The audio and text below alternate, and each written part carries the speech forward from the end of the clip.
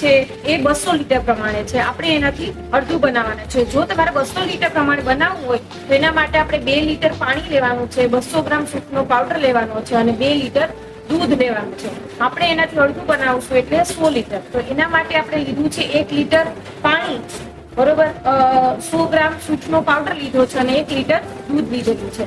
તો સૌથી પહેલા બનાવવા માટે આપણે 1 લીટર પાણીની અંદર 100 ગ્રામ સૂંઠના પાવડરને મિક્સ કરી દેવાનું છે અને ધીમે ધીમે એને ઉભરો આવે ત્યાં સુધી આપણે ગરમ કરવાનું છે. એ ઉકાળો છે એ તમારે પાણી અડધું રહે ત્યાં સુધી આપણે એને ગરમ કરવાનું છે. પછી એને ઠંડુ પડવા માટે મૂકી દેવાનું છે. બીજી બાજુ બીજા વાસણમાં તમારે 1 લીટર જેટલું દૂધ ગરમ કરવાનું છે, એક ઉભરો આવે ત્યાં સુધી. પછી જે દૂધ છે એની અંદરની ઉપર જે મલાઈ આવે એ આપણે કાઢી લેવાની છે, મલાઈ અંદર એડ કરવાની નથી. પછી જે દૂધ ઠંડુ પડે પછી આ જે આપણે ડ્રમ છે એમાં 100 લીટરનું ડ્રમ છે એમાં આપણે અડધું લીટર પાણી ભરી લીધેલું છે. એની અંદર સૌથી પહેલા આપણે જે અર્ક તૈયાર કરેલો છે પાણી જોડે સૂંઠનો પાવડર મિક્સ કરીને એ પહેલા એડ કરવાનું છે ને પછી એડ કરવાનું છે આપણે દૂધ. 1 લીટર જે દૂધને ગરમ કરેલું છે 2 કલાક ઠંડુ પડવા દેવાનું છે અને પછી એડ કરી દેવાનું છે. આને તમારે 48 કલાક માટે રહેવા દેવાનું છે. 48 કલાક પહેલા સૂકા અસ્ત્રનો ઉપયોગ કરવાનો નથી. બનતા સમય 48 કલાકનો લાગે છે. આ દરમિયાન તમારે સવાર સાંજ ઘડિયાળના કાંટાની દિશામાં લાકડાના આખા વડે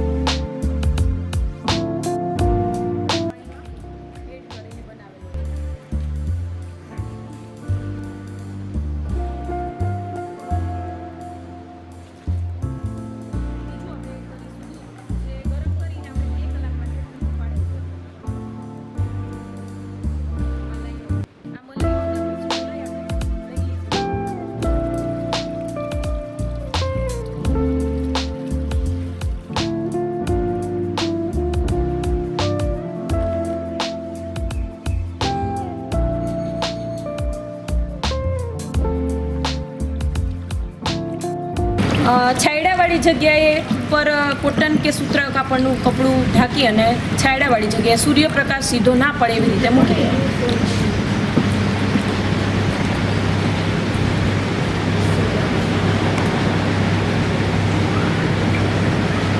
નાશક તરીકે કામ કરે છે. એટલે મેન જે જમીન ફૂગ છે એનું રક્ષણ આ સુખાસ્ત્રથી સારી રીતે થાય છે. પણ બનાવવાના 48 કલાકનો ઉપયોગ આપણે લઈ લેવો પડે છે. આની જોડે આપણે પાણી મિક્સ કરવાનું નથી કેમ કે આપણે પાણીમાં જ ઓલરેડી બનાવીએ છીએ. તો પ્રતિ એકરે 200 લીટર પ્રમાણે આપણે આ સુખાસ્ત્રનો સ્પ્રે કરી શકીએ છીએ. તમારે કોઈ ક્વેશ્ચન હોય તો તમે પૂછી શકો. ગાયનું ભેંસનું કે બકરીનું?